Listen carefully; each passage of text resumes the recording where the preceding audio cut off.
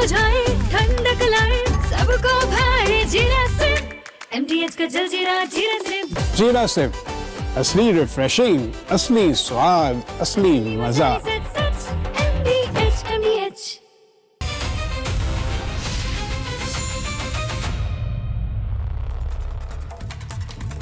दर्शकों नमस्कार, प्रणाम।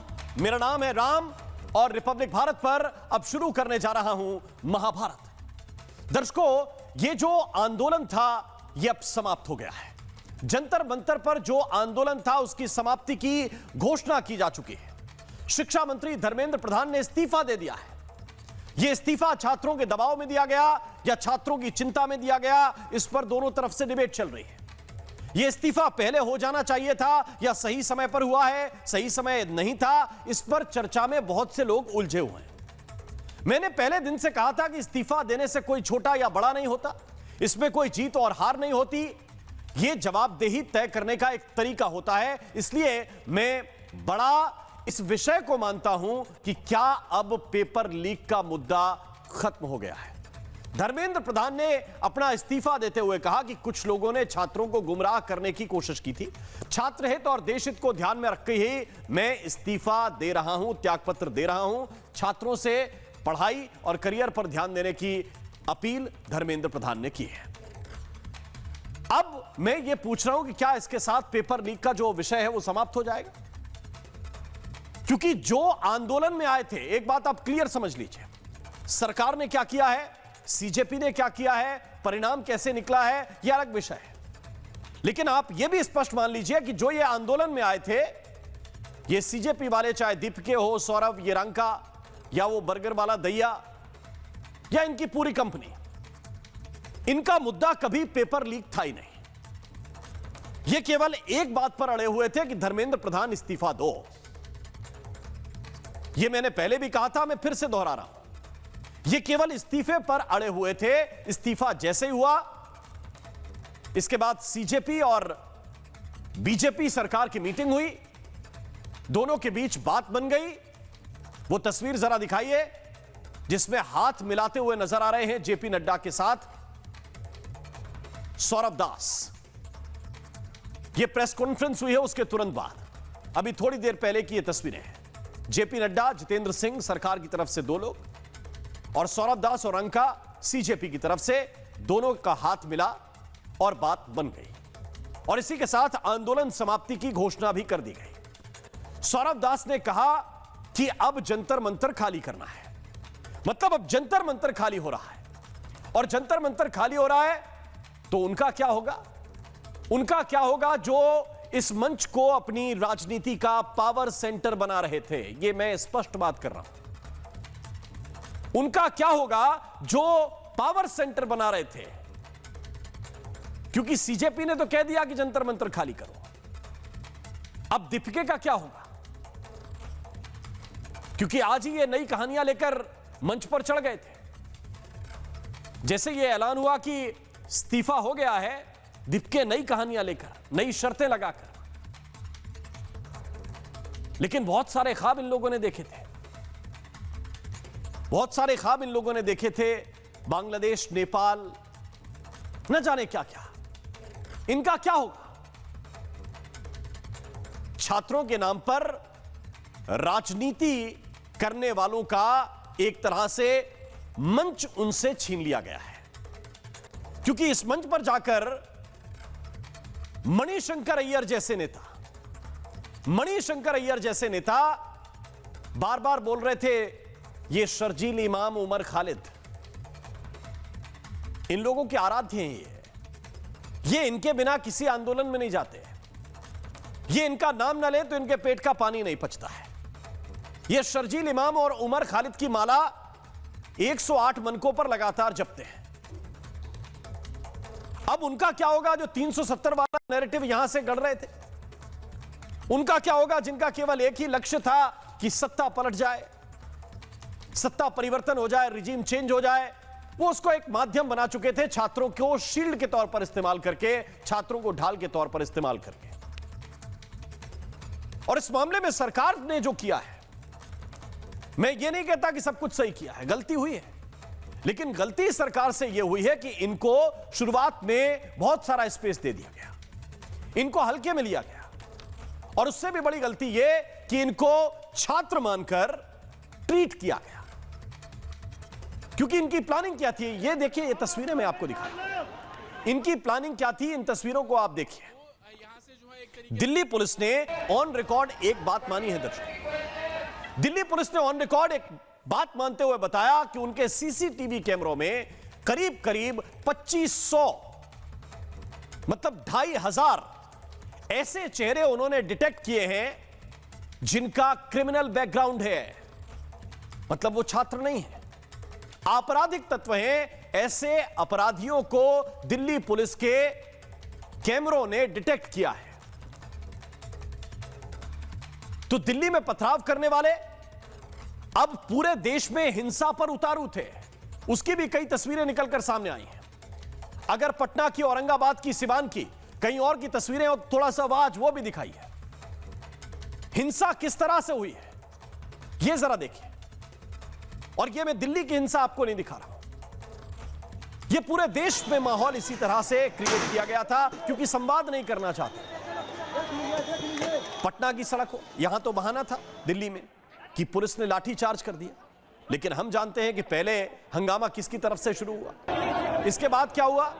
पटना में, सिवान में, औरंगाबाद में, देश की कई और जगहों पर वही वाला मॉडल के पत्थर लो, पुलिस को दौड़ाओ। फिर पुलिस करे तो क्या करे, कानून व्यवस्था देखे, आसपास की दुकानों की सुरक्षा देखे, क्या आपको देखे। माहौल कुल मिलाकर यह बना दिया गया था कि नहीं, हिंसा करनी है। और देश के कई हिस्सों में इस मॉडल को जमीन पर उतार भी दिया गया था। ये आज की कुछ देर पहले की तस्वीरें मैं आपको दिखा, जहां पर पुलिस दिखी वहां पर पत्थर चले। ये सिर्फ दिल्ली को नहीं, अब देश को भड़काने की एक व्यापक कोशिश बन चुकी थी। और इसमें मुखौटा छात्रों को बनाया जा रहा था, इसमें ढाल छात्रों को बनाया गया था। अब धर्मेंद्र प्रधान के इस्तीफे की वजह क्या है, क्योंकि छात्रों के नाम पर पूरे देश में हिंसा की तैयारी थी। देश भर में क्या हिंसा फैलने दी जा सकती थी। छात्र आंदोलन की आड़ में अराजकता अपने चरम की तरफ पहुंच रही थी। छात्रों के आंदोलन को एक तरह से उपद्रवियों ने हाईजैक कर लिया था।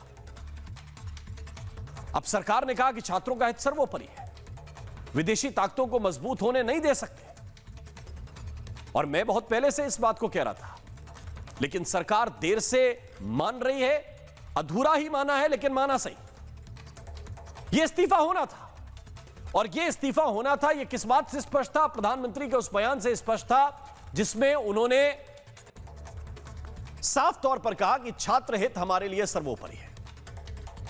दर्शकों, प्रधानमंत्री ने 2 वीडियो जारी किए थे, एक कल और एक उससे पहले। ये 2 वीडियो जेनजी के उस स्टाइल में जारी किए गए जैसे इंस्टाग्राम पर मोबाइल को सामने रखकर रील बनाई जाती है। लेकिन उनका जो दूसरा वीडियो, आप दोनों इस वक्त देख रहे हैं, लेकिन उनका जो दूसरा वीडियो है उसमें प्रधानमंत्री का हाव भाव पढ़िए। वो बता रहा है कि आंदोलन का हल निकाला जा चुका है, और देश के लोगों ने भी यह बता दिया कि जेनजी किसके साथ है। केवल ये 2 रील प्रधानमंत्री के अकाउंट से डाली गई और करीब करीब 490 मिलियन व्यूज, करीब करीब 500 मिलियन व्यूज तक ये अभी पहुंच रहे हैं और बढ़ते जा रहे हैं।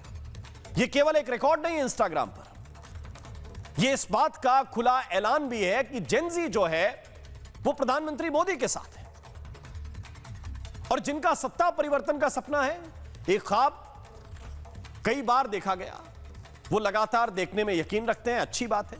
लेकिन जिनका सत्ता परिवर्तन का सपना था, वो एक बार फिर यहां पर सपना ही रह गया। ये चाह रहे थे कि एक झटके में पलट जाए, वो चाह रहे थे कि नेपाल और बांग्लादेश बन जाए, वो पहले भी कह चुके हैं। अब सीजेपी और सरकार बात कर रहे हैं, साथ में है। स्टूडेंट के नाम पर जो अपना सियासी फ्यूचर सेटल करने वाले थे, वो अब हैरान और परेशान है, इसलिए क्योंकि अब संसद चलेगी, नया कानून आएगा, पेपर लीक को लेकर संशोधन किया गया है जो, ये सोमवार से ही शुरू हो जाएगा। ढेर सारे जो बिल जो छात्रों के नाम पर रोके गए थे, वो अब धड़ाधड़ करके सरकार लेकर आएगी, लगातार लेकर आएगी। महिला आरक्षण के चाहे बिल की बात हो, परिसीमन वाला जो बिल है उसको लेकर जो संख्या सरकार जुटा रही है, ऐसा नहीं है कि वो कोशिश खत्म हो गई है, वो प्रयास लगातार चल रहे हैं। जजों की संख्या बढ़ाने वाला बिल हो, ये कई चीजें हैं जो पेंडिंग रुक गई थी। जन्म और मृत्यु प्रमाण पत्र, उनका पंजीकरण और संशोधन विधेयक है, वंदे मातरम वाला विधेयक जो राज्यसभा में जिस पर बातचीत होनी है, कई ऐसे विषय हैं जिनको लेकर सरकार को काम करना था, लेकिन 4 दिन 5 दिन ये सब ड्रामे में गुजर गए। लेकिन अब सब कुछ समाप्त हो चुका है। क्या विपक्ष के हाथ इसमें बहुत कुछ खास लगा है? उल्टे ये सवाल भी पूछे गए कि ठीक है, धर्मेंद्र प्रधान रिजाइन करेंगे नहीं करेंगे, ये बताइए आपके यहां, आपके स्टेट में जहां आपकी सरकार रही, जब आपकी सरकार रही, वहां पर पेपर लीक हुए, क्या शिक्षा मंत्रियों ने इस्तीफे दिए या आप लोगों ने लिए या जिम्मेदारी तय की? और क्या अब इस तर्ज पर, जैसे धर्मेंद्र प्रधान ने दिया है, क्या इस तर्ज पर आगे इस्तीफे लिए जाएंगे? दर्शकों, जंतर मंतर पर आज रात के बाद सन्नाटा होगा। 2 लोग एक तरह से मुद्दा विहीन नजर आएंगे, अभिजीत दिपके और विपक्ष, क्योंकि दोनों एक साथ चल रहे थे। उस मंच का जिस तरह से इस्तेमाल किया गया, वो दोनों एक साथ चलते हुए नजर आ रहे थे। मैं चर्चा की शुरुआत करता हूं। कुछ खास मेहमान इस वक्त मेरे साथ जुड़े हुए हैं। मेरे साथ तुहिन सिन्हा जी हैं, प्रवक्ता है भारतीय जनता पार्टी के। समीर चौगांवकर जी इस वक्त मेरे साथ हैं, वरिष्ठ पत्रकार हैं। प्रोफेसर अंशु जोशी इस वक्त हमें ज्वाइन कर रहे हैं, प्रोफेसर हैं आप जेएनयू की। हमारे साथ पवन पटेल, लीडर हैं कांग्रेस पार्टी के। पवन शर्मा ज्वाइन कर रहे हैं, प्रवक्ता हैं आम आदमी पार्टी के। और सतीश के सिंह जी, वरिष्ठ पत्रकार, इस वक्त मेरे साथ जुड़े हुए हैं। सबसे पहले मैं तुहिन सिन्हा जी आपके पास आता हूं इस प्रश्न के साथ कि ये रिजाइन क्या ठीक समय से हुआ है, या आपको लगता है कि थोड़ा जल्दी करनी चाहिए थी, या बिल्कुल सही समय यही था जिस पर धर्मेंद्र प्रधान जी ने यह तय किया कि छात्र हित उनके लिए सर्वोपरि है? नमस्ते राम जी, सबको नमस्ते। देखिए, 2:18 पर आज माननीय धर्मेंद्र प्रधान जी का ट्वीट आया है जिसमें उन्होंने रेजिग्नेशन की बात कही है। अभी हो रहा है 6:12। क्या पिछले 4 घंटे में आपको कोई सूचना मिली है? क्या हेमंत सोरेन ने इस्तीफा दिया है? झारखंड में इसी सप्ताह जो है जेपीएससी एग्जाम लीक हुआ था, शिक्षा मंत्री है वहाँ के। क्या पंजाब में सोनम वांगचुक को एजुकेशन मिनिस्टर बनाया जा रहा है? देखिए राम जी, हमारे लिए राष्ट्रहित और छात्र हित सर्वोपरि है। राष्ट्रहित को देखते हुए आज धर्मेंद्र प्रधान जी ने इस्तीफा दिया है। मुझे अभी भी लगता है कि कांग्रेस पार्टी ने एक ऐतिहासिक मौका गंवाया है। एक वो मंत्री जिसकी देखरेख में पेपर लीक हुआ था और जो खुद व्यवस्थागत सुधार के विषय पर जो कुछ काम हुआ है पिछले 2 महीने में और जो आगे का रोड मैप है उस पर चर्चा में खुद शामिल होना चाहता था, वो मौका कांग्रेस ने गंवाया क्योंकि शायद कांग्रेस के पास कोई तथ्य नहीं है। कांग्रेस कॉन्फिडेंस के अभाव में कांग्रेस ये डिस्कशन से भाग रही थी, हर रोज अपना गोल पोस्ट बदल रही थी। और आज जब रेजिग्नेशन के बाद कांग्रेस पार्टी और आम आदमी पार्टी ये क्लेम कर रही है कि उनकी वजह से रेजिग्नेशन हुआ है, देखिए आम आदमी पार्टी और विशेषकर कांग्रेस पार्टी का तो कंट्रीब्यूशन उतना ही है इस रेजिग्नेशन में जितना पाकिस्तान का विश्व शांति में है। तो इनको जो है बाहर रहना चाहिए।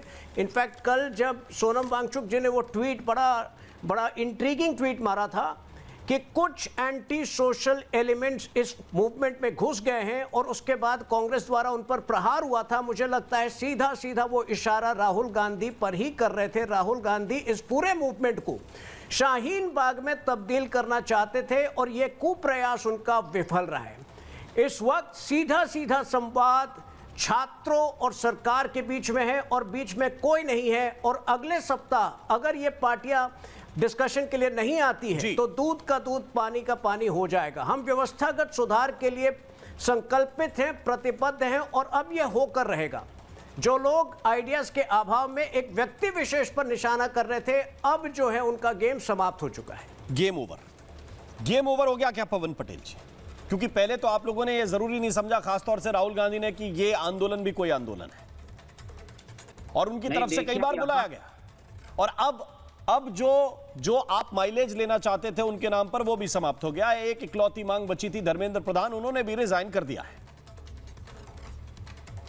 देखिए ना, यहाँ पे माइलेज लेने की बात है और आदरणीय भारतीय जनता पार्टी के प्रवक्ता जो बोल रहे हैं मौका, पाकिस्तान से एक तुलना, ये कोई मौका नहीं है। तो ये छात्रों के भविष्य के साथ खिलवाड़ करने वाली सरकार भारतीय जनता पार्टी की सरकार थी।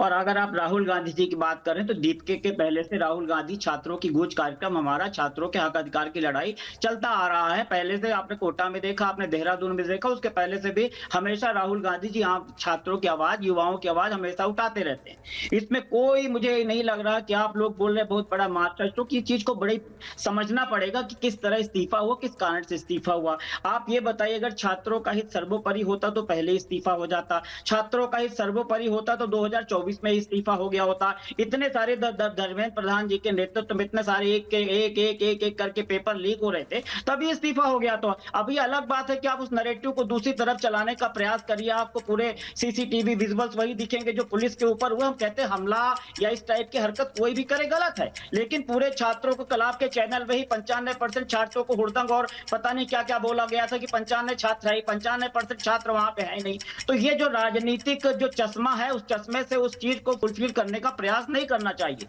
ये अगर पहले इस्तीफा हो गया होता तो हो सकता है हमारे 21 जो शहीद हुए, जो छात्र हुए, 21 लोगों को शहीद नहीं होना पड़ता। तो ये अगर आप कह रहे हैं कि छात्रों के युवा हित में कभी नहीं, हम कहते हुए वाले पवन पटेल, वन सेकंड, कौन शहीद हुआ? चप्पल और बिना ड्रेस नहीं, कौन शहीद हुआ? नहीं, कौन शहीद हुआ? पवन पटेल कहां? एक मिनट, आज ही दिल्ली पुलिस ने प्रेस कॉन्फ्रेंस की, कौन शहीद हुआ? क्या डिटेल है आपके? 21 बच्चों ने आत्महत्याएं नहीं की है। पेपर लीक के कारण आत्महत्याएं नहीं की। आपको अरे पेपर लीक के कारण बच्चों ने आत्महत्याएं की। हाँ, शहीद वो तो शहादत ही हुई ना। आपके लिए एक ही सत्य है, लेकिन अरे आपको मालूम नहीं, देखिए क्या कि हर चीज में शहादत मत डालिए। पहली बात तो ये है ना, किसी के मैं बहुत स्पष्ट हूं, मैं शहादत के नियम भी जानता हूं, शहादत किसको कहते हैं ये भी जानता हूं। पवन पटेल के लिए राजनीति में हर चीज शहादत हो सकती है, मेरे लिए नहीं हो सकती। मैं सिंपल बात कर, मेरे लिए तो है दर्द, वेदना, करुणा, कठिनाई, मुश्किल परिवार के लिए सब समझता हूं, है ना जी। लेकिन हर चीज में शहादत मत डालिए। उसके नियम, कायदे, प्रोटोकॉल आपकी सरकार ने, कांग्रेस की सरकार ने तय किए हुए, वही चलते आ रहे हैं। तो देश को आजाद कराया, नहीं, वही चलते आ रहे हैं। वो किसी बीजेपी की सरकार ने तय नहीं किए, वो आपकी सरकार ने तय किए थे, जो चलते आ रहे हैं। पहली बात। दूसरी बात यह कि आप कह रहे हैं कि देखिए पॉलिटिक्स को इससे मत जोड़िए। यही लोग बुला रहे थे, मैंने ये सवाल पूछा, क्या कॉकरोच जनता पार्टी ने आपको बुलाया, राहुल गांधी को, कि नहीं बुलाया? क्या आप आइए हमारे आंदोलन में? नहीं आए। अब बोलूं मैं? नहीं आए, इसलिए नहीं आए क्योंकि उनको मालूम था, उनको मालूम था। जी बताइए क्या जब पूछेगा बताइएगा, जब मुझे बोलना। बताइए। देखिए, राहुल गांधी ना इंतजार कर रहे थे कि कॉकरोच पार्टी उनको बुलाए, ना राहुल गांधी ये इंतजार कर रहे थे कोई इस तरह का मूवमेंट खड़ा हो। राहुल गांधी की लाइन क्लियर है, राहुल गांधी का स्टैंड क्लियर है। 750 किसान जब शहीद हुए थे ना, तो यही राहुल गांधी ने बोला था मोदी जी को। मैं आपने बिल्कुल स्पष्ट कहा, वो बिल्कुल कह रहे थे कि ये मूवमेंट खड़ा ना हो। वो ये चाह रहे थे कि जो उनकी जगह जगह जाकर सभाएं चल रही हैं, वो वाला मूवमेंट रहे। उन्होंने इसीलिए आकर कहा कि मेरे आंदोलन में आओ, मेरे धरने में जुड़ जाओ। नहीं बोला कि सीजेपी के या जंतर मंतर जाओ। ये एकदम स्पष्ट लाइन है कि नहीं? पवन शर्मा बताइए, ये है कि नहीं लाइन? राहुल गांधी बोले मेरे धरने में आओ, और इस पर संजय सिंह को आपत्ति थी, इस पर आतिशी को आपत्ति थी, इस पर केजरीवाल जी को आपत्ति थी। लेकिन सबको आपत्ति थी कि मोदी जी किस टाइप का काम कर रहे हैं। अरे भाई एक मिनट, पवन शर्मा रिप्लाई कर रहे हैं इस बात पे। अरे सुन लीजिए, मैं बताऊं आपको। अरे भाई सुन तो लीजिए, इतना क्यों परेशान हो रहे हो? देखिए राम जी, पूरे देश के युवा जो इससे पेपर लीक से पीड़ित थे, उन्होंने आंदोलन किया, और उन बच्चों के आंदोलन में जो भी नेता जिनको लगता था वो बच्चों के साथ खड़े हुए हैं, सभी नेता शामिल हुए। और राहुल गांधी जी लगातार कहते रहे कि भाई हमारे साथ आइए, हमारा आंदोलन अलग करेंगे। क्यों करेंगे अलग? भाई देश के युवा एक मंच पे बैठे हुए हैं, वो किसी पार्टी का आंदोलन नहीं था। उसमें इनके कांग्रेस के नेता गालियां देते रहे, 23-24 दिन तक गालियां दी। अचानक राहुल गांधी जी आगे कह रहे हम मसीहा हैं। एक बार जंतर मंतर गए? एक बार भी नहीं गए। लेकिन देखिए, इससे हम आगे बढ़ते हैं। मुझे लगता है कि आज हमारे लोकतंत्र के लिए बहुत बड़ा दिन है। देश के युवा, खासकर जन जी को सलाम करना चाहता हूं।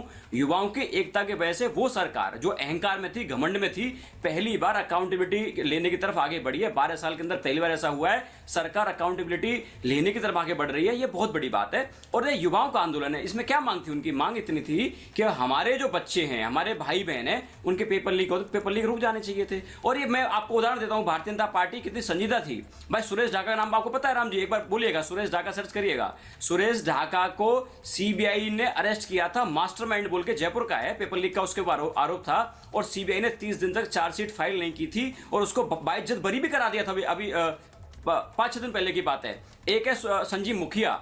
संजीव मुखिया का नाम ऐसा है कि 10 पेपर लीक के उसके पास केस चल रहे थे, मोस्ट वांटेड था। और मोस्ट वांटेड के पिताजी को भाजपा की सरकार ने 20 करोड़ रुपए का ठेका दे दिया। सोचिए, पेपर लीक माफिया को इनकी सरकार ठेका दे रही थी। ये तो अच्छा हुआ, देश का जेनजी अब सवाल करना सीख गया है। देश का जेनजी सवाल कर रहा है सरकार से, इससे आज लोग परेशान हो रहे हैं। ये तो शुरुआत है। अब देश का जेनजी सवाल करेगा, देश के लोग सवाल करेंगे, देश के लोगों के मन से डर निकल रहा है और लोकतंत्र में जो भरोसा था वो भरोसा बढ़ रहा है। मैं वापस से देश के युवाओं को सलाम करना चाहता हूं। उन्होंने शांतिपूर्ण तरीके से देश की सरकार को आईना दिखाया और अकाउंटेबिलिटी फिक्स करने की तरफ कदम आगे बढ़ाया और सरकार आई आगे। अब सरकार ये मान रही है। प्रधानमंत्री मोदी जी रेडियो की बात करते, मन की बात करते थे और पहली बार रात को 12 बजे आकर उनको बोलना पड़ा, वीडियो बनानी पड़ी कि देखिए हम आपके साथ हैं। ये है युवाओं की ताकत। ये है, मैं भाजपा से कहना चाहता हूं, युवाओं से आप जो कह रहे हैं उसको एक मिनट, मैं ये कह रहा हूं कि ये कौन कह रहा है कि युवाओं में ताकत नहीं है? ये है कोई दल ऐसा जो ये कहे कि देश के युवाओं में दम नहीं है? देखिए, ऐसा कोई दल है जो ये कहता है कि नहीं देश के युवाओं में दम नहीं है? हाँ, ये है ना। ऐसा कौन सा राजनीतिक दल है, उसका नाम बताइए आप। राम जी, ये देश के युवाओं का दम था। मेरी बात सुनिए, ये देश के युवाओं का दम था कि आप लोग सरकार में बैठे और कांग्रेस शून्य पे चली गई दिल्ली के अंदर। ये देश के युवाओं का दम था और उनसे कहा गया था कि हम लोकपाल लेके आएंगे। फिर कहा कि नहीं, दिल्ली तो ये जो है केंद्र शासित प्रदेश है, यहां पे लोकपाल कैसे आएगा? हमारे हाथ में क्या है? कोई स्टेट दीजिए। फिर पंजाब आ गया आपके हाथ में। ये लोकतंत्र का दम है कि वहां भी कांग्रेस लगभग शून्य पे ही चली गई एक तरह से, आपको दम से सीटें दी। कहां गया वो? लेकिन जेनजी सवाल पूछेगा और मैं ये कहता हूं पहले दिन से कि देश के युवाओं में दम है और देश के युवा ही सवाल पूछते हैं। उन्होंने ये सारे परिवर्तन करके दिए जो राजनीति में कभी जीवन में नहीं रहे, वो सत्ता के शीर्ष पे पहुंचे हैं। ये पवन शर्मा आपसे बेहतर कौन जानता है? राम जी देखिए, मैं ये युवाओं का दम है। नहीं, युवाओं को किसी ने खारिज किया क्या? और अभी कितने दिन हुए आम आदमी पार्टी का गठन हुए? अभी ज्यादा दिन नहीं हुए। मैं ये कहना चाहता हूं, इसलिए मैं बता रहा हूं कि ऐसा कोई नहीं है जो ये इसको ना पढ़ सके कि देश के युवाओं में दम है। मेरा सवाल यह है कि देश के युवाओं का भरोसा किस पर है और देश के युवाओं का भरोसा बनाने के लिए क्या क्या किया जा रहा है? क्या ये स्पष्ट नहीं होना चाहिए? पॉलिटिक्स क्या है और युवाओं के हित में उठाए गए कदम क्या हैं? समीर चौगांवकर जी, ये इस वक्त एक बड़ा डिबेट का मुद्दा है। समीर जी, 10 सेकंड आंसर कर दूं आपकी बात का। मैंने अभी आपसे कोई सवाल ही नहीं पूछा दादा, मैं आऊंगा आपके पास। समीर जी, कई सारे सवाल हैं। नहीं, मैं तो बोल रहा हूं, मैं झूठ थोड़ी बोल रहा हूं। मैंने कोई भी बात कही है, सवाल तो पूछा नहीं। मैं आऊंगा आपके पास। समीर जी से जा रहा हूं। समीर जी, देखिए राम जी, भाई पवन जी सुन लीजिए यार, सुन लीजिए। आपको बुरा किस बात का लगा है ये बताइए? मैंने ये कहा कि देश के युवाओं में दम है, पवन जी को किस बात का खराब लगा? बोला और फॉरेन मिनिस्ट्री को आके बोलना पड़ा कि इसमें कोई फॉरेन फंडिंग नहीं है, किसी विदेशी ताकत का हाथ नहीं है। कम से कम फॉरेन मिनिस्ट्री की बात तो सुन लीजिए। आज इनको झुकना पड़ा। सबकी बात सुनी है, हमने किसकी बात नहीं सुनी? आप ये बताइए। तो एक लाइन और थी इनकी, पीसी आपने सुनी होगी, सरकार के साथ पीसी करी थी। उन्होंने ये कहा था, मीडिया का सवाल आया था राम जी, कि मीडिया के साथियों के साथ में युवाओं ने जिस तरह से रुख अपनाया वो नहीं होना चाहिए था। लेकिन उसमें जवाब क्या था कि मीडिया के एंकर्स को, मीडिया के मालिकों को बैठ कर आत्मचिंतन करना चाहिए कि ऐसी क्या वजह है युवाओं के आत्मचिंतन का। फिर देखिए, फिर आप तर्कों पे चले जाएंगे। देखिए, मैं एक बात कहना चाहता हूं आपसे। भीड़ कई तरीके की होती है ना? भीड़ कई तरीके की होती है। एक भीड़ वो भी है जो सिर तन से जुदा कर देती है। एक भीड़ वो भी है जो आम आदमी पार्टी के लोगों को खदेड़ के मारती है। एक भीड़ वो भी है जो बीजेपी के खिलाफ दौड़ जाती है। एक भीड़ वो भी है जो किसी एंकर को अपने सराखों पर बिठा लेती है। एक भीड़ वो भी है जो दौड़ा देती है। क्या भीड़ तंत्र कबूल करेंगे आप?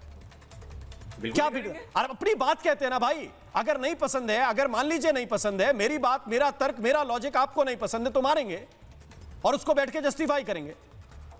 कभी नहीं राम जी। तो किस बात की स्वतंत्रता हुई? उनको चाहिए जो ये आंदोलन करने वालों के नाम पर वहां पर खड़े थे, उनमें एक छात्र अगर होता तो वो तर्क करता कि आपने ये सवाल पूछा तो इसका ये सही आंसर है, ये गलत आंसर है, वो तर्क करता अगर पढ़ा लिखा व्यक्ति होता। और जो हाई स्कूल फेल है और जो खुद को नीट का एस्पिरेंट बता के वहां पे खड़ा हुआ है, वो केवल इसी भाषा में बात करेगा जो आप सुन नहीं पाएंगे। मैं ऑन एयर नहीं कर सकता वहां के विजुअल। पवन शर्मा, इस बात को जस्टिफाई मत कीजिए। 10 सेकंड में 2 आपके आंसर नहीं, आप किसी भी बात को कह दीजिए, लेकिन इस बात को जस्टिफाई मत कीजिए कि पत्रकार को मारना।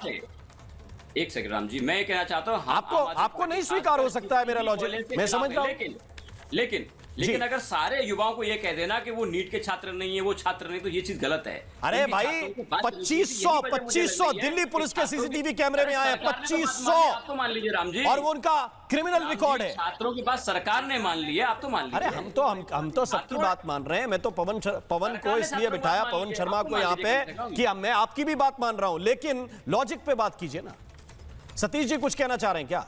मैं आ रहा हूं चौगांवकर सर, प्लीज सतीश जी। देखिए, मैं तो यही कह रहा हूं कि ये 2500 गुंडे आ कहां से गए, कौन लाया, कब आया, क्यों ऐसा समय इसे होने दिया गया, क्यों ऐसे स्थिति का निर्माण होने दिया गया कि 50वां इस्तीफा जो है, 50वां इस्तीफा नहीं, इस्तीफा जी जी, अरे 49 तो कर्मचारी हटाए गए, 50वां नंबर आया धर्मेंद्र प्रधान जी का इस्तीफा देने। ठीक है, ये मैं सवाल कर रहा हूं, 2 सवाल। तीसरा सवाल यह है कि भाई देखिए, आदमी, अगर आप कह रहे हैं ना कि लोकतंत्र लोकतंत्र लोकतंत्र, खाली दूसरे को बदनाम करने से क्या होगा? जमीन पर आपका माइक्रोफोन हो तो बहुत कुछ सुनाई पड़ता है। देखिए, आज जनता जीती है, युवा जीता है, परिवार जीता है। कोई धर्मेंद्र प्रधान ने व्यक्तिगत रूप से थोड़ी पेपर लीक किया था। वो तो क्या हुआ कि कलंक के प्रतीक हो गए। उसमें अगर वो प्रधान साहब नहीं जाते तो ये सरकार चली जाती। ये आप समझिए, ये स्थिति बन रही थी। तो ऐसे में जो कुछ भी हुआ है अच्छा है, अमन चैन लौटेगा, लेकिन किसी को भी ऐसे खालिस्तानी, पाकिस्तानी, गुंडा, लफंगा कहने से काम नहीं चलेगा। इससे स्थितियां बिगड़ती हैं, इस चीज को ध्यान रखिए। मतलब का आप क्या कह रहे हैं? राम जी, नहीं, चौगांवकर साहब इस पे रिप्लाई करना चाहते हैं, लेकिन मेरा सवाल है कि आप क्या कह रहे हैं? जो किसी को मां बहन की गाली दे, आप उसको क्या लिखेंगे? आप तो मुझसे बहुत वरिष्ठ हैं सतीश जी। जो किसी को मां बहन की गाली दे, मैं उसको छात्र लिखूं? नहीं, बिल्कुल नहीं लिखिए। मैं यही तो कह रहा हूं। तो गुंडे को गुंडा बोलूंगा। इसके खिलाफ जो घेर के भीड़ एक कांस्टेबल को पैरों से कुचलती हुई देखूं तो सतीश जी क्या लिखूं? भाई उस तो पूरे मूवमेंट को बदनाम मत कीजिए ना। किसी मूवमेंट को बदनाम नहीं करते भाई, लेकिन दिक्कत यह है कि गुंडे को गुंडा कहने पे आपत्ति अगर हो तो मैं तो गुंडा बोलूंगा। गुंडा है, वो गुंडा है, बिल्कुल है, गुंडा है। तो आज सरकार ने भी तो यही बैठ के किया ना प्रेस कॉन्फ्रेंस में कि उपद्रवी और छात्र इनको न मिलाया जाए। का निर्माण होने दिया। मैं इसीलिए कह रहा हूं कि वहां पे जो 5% थे वो नीट वाले छात्र थे, बाकी 80% पॉलिटिक्स वाले थे और 20% गुंडे थे, भी नहीं हो, और 20% गुंडे थे, जिसको स्वीकार कोई करे चाहे ना करे। चौगांवकर जी, खाली गुंडे थे आप बोल रहे हैं? अरे भाई क्या बोलूं? गुंडों के सामने राम जी, मुझे लगता है कि जी, राम मोहन जी, मुझे लगता है कि आज प्रधानमंत्री मोदी के बड़प्पन की जीत है। प्रधानमंत्री मोदी अगर चाहते हैं तो इस्तीफा नहीं होता, और प्रधानमंत्री मोदी को लगा कि इस्तीफा होना चाहिए। देश के छात्र समझ नहीं पा रहे और छात्रों की आड़ में कोई असामाजिक तत्व पूरे देश के अंदर उपद्रव खड़ा करने की कोशिश कर रहे हैं, तो प्रधानमंत्री मोदी ने कहा कि भाई ये उपद्रव हो, इससे बेहतर है मैं अपने मंत्री का इस्तीफा लेता हूं। और ये मुझे लगता है कि आज प्रधानमंत्री मोदी ने धर्मेंद्र प्रधान का इस्तीफा लिया तो ये उन लोगों के मुंह पर करारा तमाचा था जो मुख्यमंत्री रहते हुए भी जिन्होंने इस्तीफा देने से मना कर दिया और जेल चले गए लेकिन इस्तीफा नहीं दिया। उन्होंने बताया कि भाई लोकतंत्र में हमारी कुर्सी सर्वोपरि होती है, हम इस्तीफा नहीं देंगे, चाहे हमें जेल में जाना पड़े, दिल्ली में काम काज ठप हो जाए, लेकिन हम पद नहीं छोड़ेंगे। मुझे लगता है ये उनके मुंह पर करारा तमाचा था।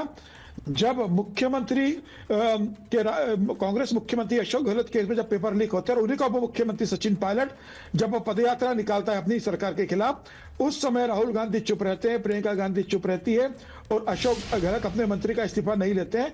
और राजस्थान का शिक्षा मंत्री कहता है कि मैं इस्तीफा क्यों दूं, कांग्रेस की सरकारों में तो पेपर लीक होते रहते हैं, मैं इस्तीफा क्यों दूं।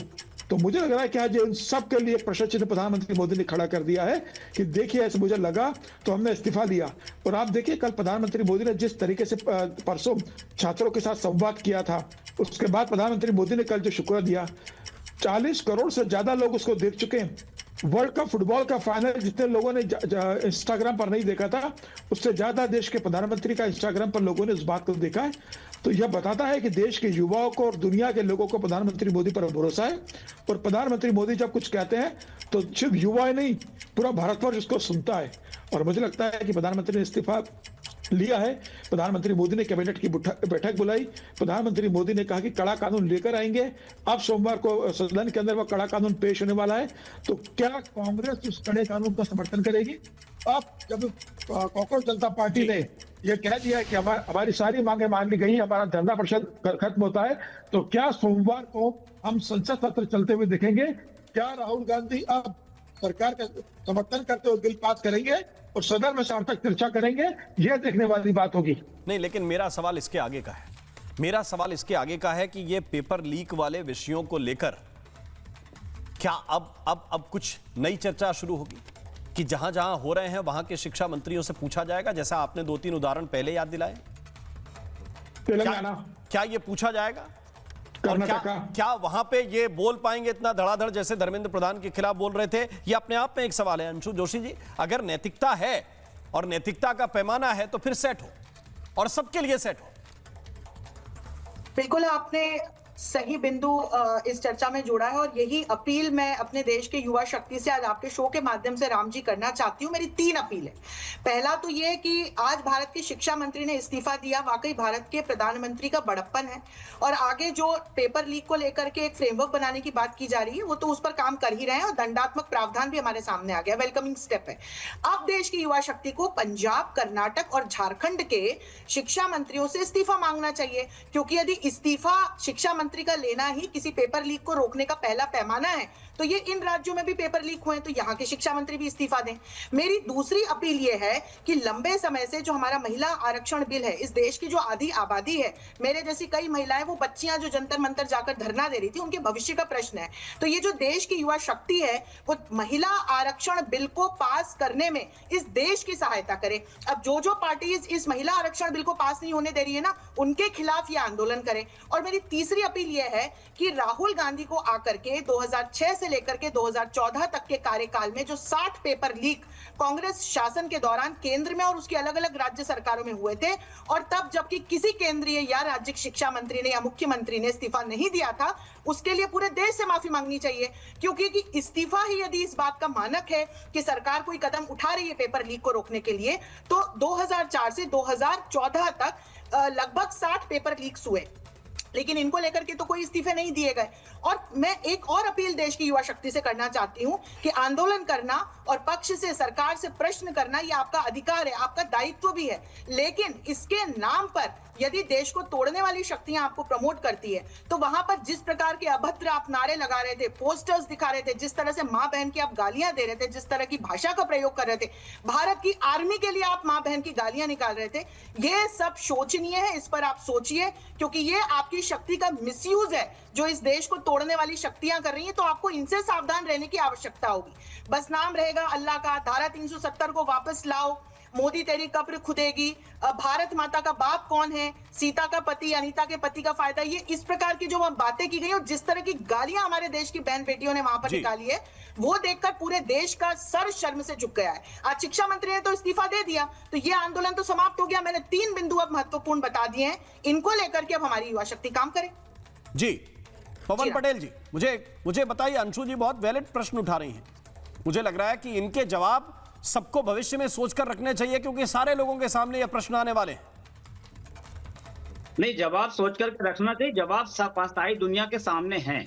आप केंद्र की सरकार में 152 पेपर लीक हुए हैं। धर्मेंद्र प्रधान जी अगर पहले इस्तीफा दे दिए होते या पहले इस तरह का कदम उठा लिया गया होता, बिल्कुल झूठे आंकड़े हैं। में जो आप सोर्स बताइए, झूठे आंकड़े हैं ये, सोर्स बताइए प्लीज, सोर्स बताइए। झूठे आंकड़े हैं ये, सोर्स बताइए। आप क्लेम कर दीजिए झूठे आंकड़े, तो क्लेम कर दीजिए। सोर्स बताइए, आप क्लेम कर दीजिए। आप सोर्स बताइए 60 पेपर के, आप सोर्स बताइए 60 पेपर के, सोर्स बताइए। आप 60 पेपर के सोर्स बताइए, आप 60 पेपर के सोर्स बताइए। नेशनल चैनल पर आप नेशनल चैनल पर झूठे आंकड़े दे रहे हैं, इसका सोर्स बताइए। अरे बार बार वही रिपीट करने का मतलब नहीं है ना, मैंने बोला ना, राहुल गांधी जी ने क्लियर बोला हुआ है। सोर्स बताइए, आप क्लेम कर दीजिए, आप क्लेम कर दीजिए, पूरे सोर्सेस सोशल मीडिया पे हैं। सोर्स बताइए, झूठ मत बोलिए नेशनल चैनल सोर्स निकाल लीजिए ना, आपके पास इंटरनेट नहीं है, गूगल में सर्च कर लीजिए, पूरे सोर्स पता पड़ जाएंगे। 152 पेपर लीक हुए हैं, हम तो अब बार बार वही रिपीट करेंगे। आपको हिम्मत नहीं है सुनने की, आपको हिम्मत नहीं है सुनने की, यही तो एक समस्या है, यही तो एक समस्या है।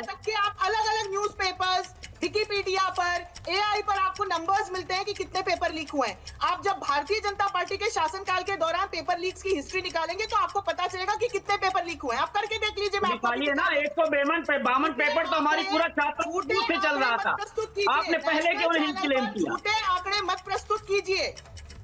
चलिए, आप मेरी बात नहीं सुनना चाह रही, मतलब आप चाह रहे हैं कि आपके प्रश्नों का उत्तर ना मिले। तर्कों का क्या है? बार बार नहीं, तर्कों का क्या है? कुछ भी दिए जा सकते हैं। मेरी बात सुनिए, मेरी बात सुनिए। फैक्ट नहीं है तो नहीं दिखाएंगे पवन पटेल, उनके पास अभी नहीं है तो वो नहीं दिखाएंगे, है ना। मैं सिर्फ एक बात कहना चाहता हूँ पवन पटेल, मैं सिर्फ एक बात कहना चाहता हूँ कि ये जो वैलिड पॉइंट उठाया गया कि अशोक गहलोत वर्सेस सचिन पायलट जिस विषय को लेकर हो गया, ये रीट का एग्जाम आपको एग्जाम नहीं दिखता, नीट का एग्जाम दिखता है। और फिर कोटा में जाकर राहुल गांधी छात्रों को बताते हैं कि पेपर लीक भी एक बड़ा विषय है, जिसको प्रियंका गांधी ओपनली एड्रेस करती हैं कि नहीं हमसे नहीं रुक पाया तो हम करेंगे कुछ नहीं, और जहां मंच मिलेगा वहां चढ़ के भाषण बहुत अच्छा देंगे। मैंने शराब नहीं पीनी चाहिए, हम 2 बोतल पी के आए हैं तो बात अलग है, हमने पिया था तो इससे क्या दिक्कत, लेकिन शराब नहीं पीनी चाहिए, यह खराब चीज है। मतलब हमसे मत पूछिए, है पवन? अरे हमको जब बोलना हो तो बोल दीजिएगा। नहीं, आपको ही बोलना है, और किसको बोलना है? हाँ तो आप बोलते ही हैं, अब आप अरे आपको ही बोलना है भाई, आप उत्तर तो दीजिए। बोलने लगेंगे। देखिए, प्रियंका गांधी जी ने जब भाषण दिया था, उस भाषण के बाद एक बहुत बड़े डायनेमिक, सबसे ताकतवर प्रधानमंत्री आए थे मोदी जी। उन्होंने बोला था भाइयों और बहनों, मैं सब कुछ खत्म कर दूंगा, सब कुछ ठीक कर दूंगा, महंगाई कम कर दूंगा, पेपर लीक रोक दूंगा, 2 करोड़ रोजगार दे दूंगा। तब मोदी जी ने एक बार भी नहीं कहा था। अरे मैं रिजाइन पे सवाल पूछ रहा था, मैं रिजाइन पे सवाल पूछ रहा था भाई। वो तो इतना बड़ा घटनाक्रम पिछले 30 दिन से जो चल रहा है वो देख ही रहा है देश। अपनी जवाबदही बताइए ना। हिमाचल प्रदेश में कोई गड़बड़ी हो, कर्नाटका में कोई गड़बड़ी हो तो देंगे क्या? तो इनसे मुझे बताइए, ठीक बात है प्रधानमंत्री का नहीं ठीक दिया धर्मेंद्र प्रधान ने इस्तीफा, लेकिन क्या करेंगे भाई इसके आगे? जानते हैं क्यों हुआ इस्तीफा? हम बता रहे, 2 मिनट में बता रहे इस्तीफा क्यों। अरे आपको, अरे देखिए जी, नहीं आपको तो पूरी जानकारी है। जनता नरेंद्र मोदी का इस्तीफा मांगने लगी थी। अच्छा, कि आप मोदी जी को इस्तीफा देना है, तो उस चीज को रोकने के लिए आपका देखिए, मैंने शुरुआत में भी कहा कि यही सपना लेकर राहुल गांधी चले थे। तो इनसे इस पर रिस्पॉन्ड करेंगे, यही सपना लेकर राहुल गांधी चले थे कि ये आंदोलन इतना बड़ा हो जाएगा, इसमें क्योस इतना पैदा कर देंगे कि सत्ता परिवर्तन हो जाएगा, रिजीम चेंज, मोदी पलट जाएंगे, मोदी को पलट देंगे। एक ही लक्ष्य लेकर निकले थे और वो सपना क्षण से टूट गया। क्षण से जो टूटे कोई सपना तो फिर क्या लगे, जग सूना सूना लगे रे। तो इनसे ना जी, याद होगा आपको 75 राम जी, तो इनसे आज से नहीं पिछले 6 वर्ष से, अब शांत के सुन लीजिए, देखिए आज से नहीं पिछले 6 वर्ष से, पिछले 6 वर्षों से राहुल गांधी सपने देख रहे हैं देश में अराजकता फैलाने के लिए। फरवरी 2020 में उनका पहला बयान है कि आज से 6 महीने बाद प्रधानमंत्री सड़क पर निकल नहीं पाएंगे, युवा पिटेगा, और उसका प्रयास उन्होंने खूब किया। प्रधानमंत्री आवास के बाहर जो शरारत उन्होंने की है 20 जुलाई को, मेरे ख्याल से ये देश कभी उसके लिए उनको माफ नहीं कर सकता। और राहुल गांधी को चिंता है स्टूडेंट्स की। पहला रैली उन्होंने किया कोटा में, उसके बाद पता नहीं कौन सा रहस्यमय वेकेशन पर निकल गए।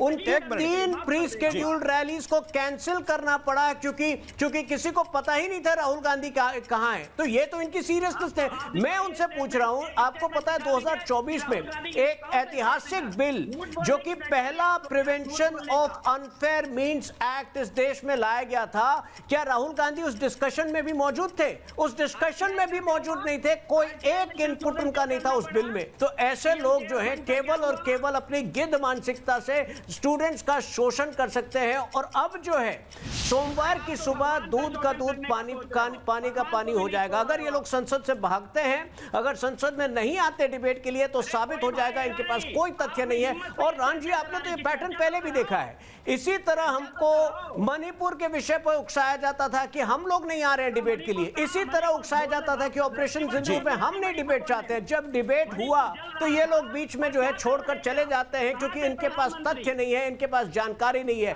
क्या इनके पास जानकारी है? पीएम श्री स्कीम के तहत 13,000 जो क्लासरूम सबसे दूर दराज के क्षेत्र में है, उनको डिजिटलाइज कैसे किया गया है, यह भी धर्मेंद्र प्रधान जी के ही अगुवाई में हुआ था और प्रधानमंत्री मोदी जी के नेतृत्व में। तो कुछ तो जानकारी लाइए, उसके बाद डिबेट करिए। आइए, हम आपकी प्रतीक्षा कर रहे हैं। अगले सप्ताह जो है वेट करेंगे। मंडे ट्यूसडे तक अगर आप डिबेट के लिए नहीं आते हैं तो आपको जो है देश से माफी मांगनी चाहिए। राहुल गांधी को देश से मांगनी पड़ेगी। ओके, माफी मांगे पुलवामा के जिम्मेदार, माफी मांगे पहलगाम के जिम्मेदार, माफी मांगे 750 किसान के जिम्मेदार, माफी मांगे युवाओं के साथ गद्दारी करने वाले, 2 करोड़ रोजगार देने वाले। अरे, जिस प्रकार से आप लोगों ने देश को शर्मसार किया है पिछले 12 वर्षों में, जिस प्रकार से राहुल गांधी कहते हैं I am fighting the Indian state, जिस प्रकार विदेशों में जाकर कहते हैं कि democracy is dead in India, सबसे पहले राहुल गांधी को माफी मांगनी चाहिए, अन्यथा जो है ये देश उनको माफ नहीं करेगा। और इस पूरे 5 दिन में उनका एक ही कॉन्ट्रिब्यूशन है, इस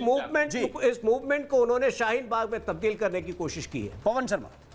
राम जी, देखिए, मैं आपसे पूछना चाहता हूं, राम जी, क्या तोहिन सिन्हा ने ये कहा कि पंजाब पेपर लीक हुए? आपने ये बोला? आपने कब सुना? नहीं, हाँ या ना? नहीं, आपने कब सुना? आपने ओपनिंग कमेंट्स में कहा, तो आपने कहा कि नहीं, मैं आपसे एंश्योर कर लेना चाहता हूं। नहीं, कब कहा? कब सुना आपने? तो नहीं हुआ ना? नहीं, कहीं और सुने? मैं पूछ रहा हूं आपसे, आपने कहीं और सुना? कहीं और सुन के इधर मुझसे सवाल कर रहे हैं। मैं आपसे एंश्योर करना चाहता हूं कि ऐसा कहा कि नहीं कहा। मतलब नहीं कहा तो आगे बढ़ते हैं, मैं कुछ और बात करता हूं। नहीं तो आप बताइए। नहीं हुआ ना? आपके पास डिटेल है, आप वहां सरकार चला रहे हैं, आप मुझसे वेरीफाई कर रहे हैं। अरे नहीं, आपका डिबेट कर रहा हूं भाई, क्यों वेरीफाई कर रहे हैं? जब मैंने कोई सवाल पूछा तो मुझे बताइए कि मैंने ये सवाल पूछा। नहीं, ये मनोरंजन करना चाहते हैं। कब एजुकेशन मिनिस्टर बना रहे हैं पंजाब का? तो जी आप बताओ, आपने कहा कि नहीं पेपर लीक पंजाब में हो रहा है? मैं आपसे ये पूछ रहा हूँ पवन शर्मा, मैं आपसे ये पूछ रहा हूँ कि आप क्या इंश्योर करने के लिए आए? सरकार आप चला रहे हैं, आपको मालूम है कुछ हुआ है कि नहीं हुआ है? चुपचाप कहीं करा दिया और रातों रात फिर मुझसे वेरीफाई करा लोगे कि नहीं किया। मैं बोलूंगा नहीं किया, सुबह कोई ब्रेकिंग न्यूज चल जाएगी किया, तो फिर मैं क्या करूंगा भाई? आप कुछ रातों रात करने वाले हो या कल करने वाले हो, मुझे क्या पता भाई? आप बताइए, आपकी सरकार चल रही है। राम जी, आपसे और तोहिन सिन्हा से मैं ये इंश्योर करना चाहता हूं कि दोबारा झूठ ना बोला जाए कभी भी। पंजाब के अंदर कोई पेपर लीक आज तक लीक नहीं हुआ, लेकिन केंद्र सरकार के अंदर 12 साल में 150 पेपर लीक हुए, जिसकी वजह से 12 छात्रों ने आत्महत्या अभी भी की है, जिसकी वजह से धर्मेंद्र प्रधान का इस्तीफा हुआ है। मैं ये कहना चाहता हूँ, युवाओं की जीत है, इस पर झूठ ना बोला जाए, इसको सेलिब्रेट किया जाए। कम से कम उन इसमें क्या झूठ है मुझे युवाओं की जीत है जिन्होंने सरकार को फार्मेसी एंट्रेंस एग्जाम, इसमें झूठ क्या है पहले ये बताइए। राम जी, आप ही पुष्टि कर लीजिए। Pharmacy exam, Punjab pharmacy entrance exam में पेपर लीक हुआ है। लीजिए भाई। तोहिन सिन्हा जी, पवन, तोहिन सिन्हा जी, मुझे ये बताइए, ये कुछ भी कह रहे हैं। होमवर्क करके आए, इन्होंने जो है जिस प्रकार से एक पंजाब के युवाओं को और जिस पेपर की आप बात प्रकार से ड्रग्स में ढकेलने का काम किया है आम आदमी पार्टी ने जो हालत कर दी है पंजाब की, इनको यहाँ पर बड़ी बड़ी बातें नहीं करनी चाहिए। देखिए, सुनिए एक सेकंड, आप उसको आप वेरीफाई कुछ बोलेगा, कीजिए सुनील राम जी। जी, आप रिपब्लिक पेपर की टीम को लीक कहिए। में स्वाति और मालीवाल सुन तो ने लीजिए, स्वाति पेपर लीक क्या होता मालीवाल है, जी के पेपर लीक लंबे ये होता डिटेल्स है हैं, कि कहां कल पर तक हुआ आप ये है, कह रहे क्या हैं, हुआ है, अरे स्वाति सुन तो मालीवाल जी लीजिए, ने सुन तो पोस्ट लीजिए किया है, वहां से आप सुन तो इंफॉर्मेशन लीजिए। देकर पुष्टि करिए। लेकिन बात मुझे यहाँ पर बताइए, यह है कि आप आम मुझे आदमी पेपर लीक पार्टी क्या होता क्या है? डिस्कशन के लिए आएगी? पेपर लीक क्या कांग्रेस होता तो है? रोज अपना गोल पोस्ट चेंज कर रही है, सिन्हा जी, पेपर लीक क्या कांग्रेस होता है? रोज अपना गोल पोस्ट चेंज कर रही है। क्या उसी सिन्हा तरह जी- से आम आदमी पार्टी भी अपना गोल पोस्ट चेंज करके भागती रहेगी या डिस्कशन के लिए सामने आएगी? व्यवस्थागत सुधार को अब इस देश में कोई नहीं रोक सकता है। बाधक बनना बंद कीजिए, बंद कीजिए बाधक बनना। छात्रों का शोषण करना, छात्रों का इस्तेमाल करना बंद करिए आप लोग। आपको लीगल नोटिस भेजा बहुत बड़ी जाएगा। बेशर्मी है कि नेशनल चैनल पर इस बात को नकार रहे। पंजाब में छात्र छात्राएं क्यों सड़कों पर थे, उन पे लाठियां चली है। फार्मेसी ये कौन है? एग्जाम को लेकर के पेपर लीक हुआ है, बहुत आप बड़ा मुझे एक बताइए कि पेपर पैकेट लीक क्या होता है? burst हुआ है। अब आप उससे हाथ पल्ला झाड़ रहे हैं कि जी, वहाँ मुझे ऐसा कुछ बताइए हुआ पेपर ही लीक नहीं क्या होता है? अब देखिए, बाप रे, कुछ तो आप भाषण शर्म मत कीजिए, दीजिए। कुछ तो भाषण शर्म नहीं सुनने कीजिए, हैं आपके। आप बताइए कुछ पेपर तो लीक क्या शर्म होता है? कीजिए। मैं आपको आपके चैलेंज कर रहा हूं, पेपर लीक क्या मुख्यमंत्री होता है? कुछ भी कह क्या देंगे। चैलेंज कर रहे हैं आप? क्या चैलेंज कर रहे हैं आप? क्या चैलेंज कर रहे हैं? देखिए, मेरे पास अभी समय कल तक आप नहीं ये कहते हैं, इस्तीफा नहीं है। होगा। एक पंजाब के कांग्रेस के गुरजीत सिंह औजला है ना, पंजाब कांग्रेस के सांसद, वो रिजाइन मांग रहे हैं आम आदमी पार्टी के शिक्षा मंत्री का, इसी बात को लेकर। मैं सिर्फ इतना कहना चाहता हूं कि आपको यह तथ्य समझना पड़ेगा कि यह एक किस्म का नैरेटिव था जिसको समय से पहले रोक दिया गया है। यह बहुत बड़ी एक प्लानिंग थी जिसको लेकर आगे पूछता है भारत में अर्नब आपके साथ चर्चा करेंगे। महाभारत में आज के लिए बस इतना ही। नमस्कार। चमकी चाट से क्या बना है? सैंडविच लस्सी और छाछ और हर घूंट में चमकी चाट, ड्राई फ्रूट और दही बड़े। चमकी चाट से स्वाद बढ़े। असली स्वाद सिर्फ चंकी चाट। ठंडी